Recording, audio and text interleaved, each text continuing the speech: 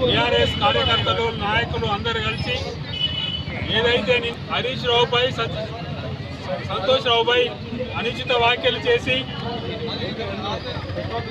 చేసిన నిరసనగా ఇవాళ కవితక్క అస్థిబొమ్మ కాలవేయడం జరిగింది.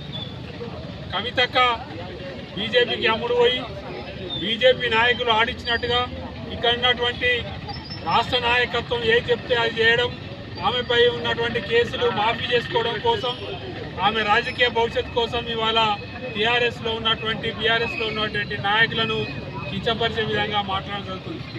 ఇన్ని రోజులు ఒక నాయకులను మాట్లాడితే కవిత ఇప్పటికైనా గుర్తుపెట్టుకో, మీ నాన్న గురించి కూడా మాట్లాడినట్టు ఉంటుంది. కాబట్టి పార్టీ అంటేనే కేసీఆర్ అంటేనే పార్టీ.